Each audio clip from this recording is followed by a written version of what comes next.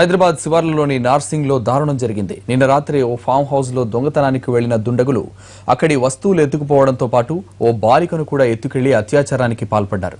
Form హౌస్లో అంతా నిద్రపోతున్న సమయంలో నిచ్చెన ద్వారా డాబాపైకి ఎక్కిన దొంగలు చేతికందిన వస్తువును మూటగట్టుకుంటున్న సమయంలో ఆ అలికిడికి ఓ బాలిక లేచింది.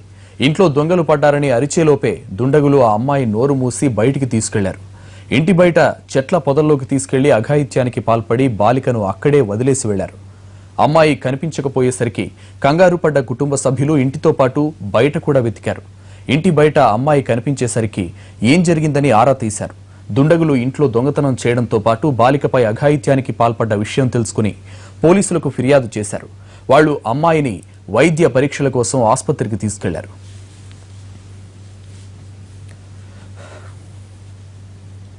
నార్సింగ్లో జరిగిన దారుణంపై మరిన్ని వివరాలు మా ప్రతినిధి బాబర్ అందిస్తారు. బాబర్,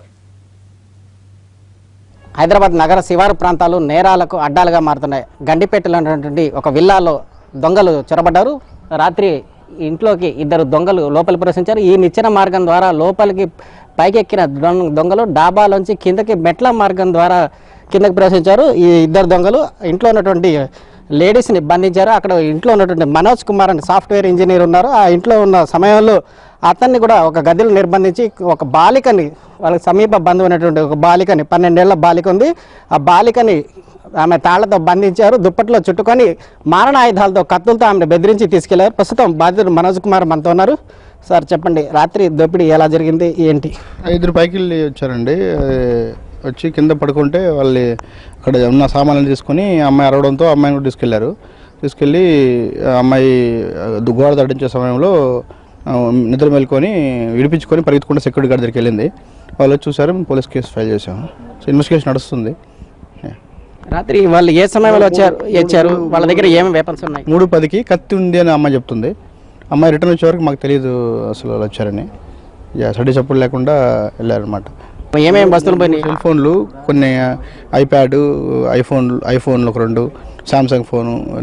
ఇక్కడ ఇంత దొంగలు ఇంట్లో జొరబడి ఒక దోపిడీ చేస్తున్న ఆ ఒక బాలికను కిడ్నాప్ చేస్తున్న చుట్టుపక్కల ఎవరు కాపాడటం జరగలేదా? ఏమి ఆర్తనాదాలు చేసిన సమయంలో ఎవరు లేరా? ఇక్కడ పోలీస్ పెట్రోలింగ్ కానీ అలాంటిది ఏమైనా ఉందా లేదా?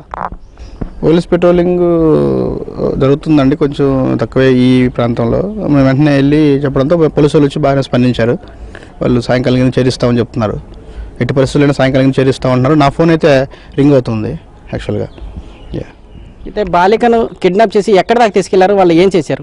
ఒక 1/2 కిలోమీటర్ తీసుకెళ్ళింటారు. గోడ దాడిచ్చే ప్రయత్నంలో వాళ్ళు కొంచెం అమ్మాయి అప్రమత్తమయ్యి ఎస్కేప్ అయిందనమాట. పోలీసులు ఈ సంఘటన గురించి ఏమంటున్నారు? ఎవరు ఈ దోపిడీకి పాల్పడి ఉండొచ్చు అని చెప్పేసి మీరు భావిస్తున్నారు? వాళ్ళు హిందీ మాట్లాడుతున్నారు అంటుంది అమ్మాయి. పోలీసుల వైపు నుంచి అయితే ఇంకా ఏం రాలేదు. వాళ్ళు హిందీ మాట్లాడుతున్నారు అంటున్నారు. మేము ఇక్కడ పెయింట్ కానీ ఈ లేబర్ వర్క్ చేసే వాళ్ళు ఉండొచ్చు అని అనుకుంటున్నాం.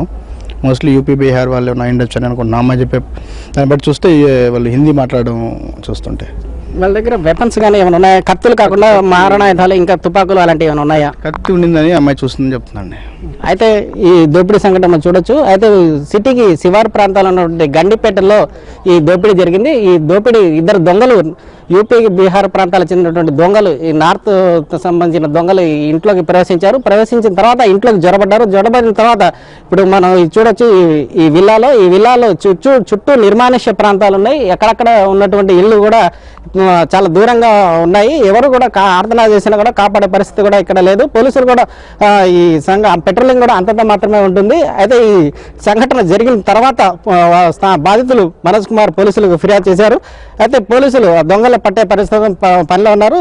సెల్ ఫోన్ నెంబర్ల ఆధారంగా, వాళ్ళు బాధితుల సెల్ ఫోన్ల ఆధారంగా నేరస్తులను పట్టుకునే ప్రయత్నంలో పోలీసులు ఉన్నారు. కెమెరామెన్ లక్ష్మణ్తో కలిసి బాబర్, NTV.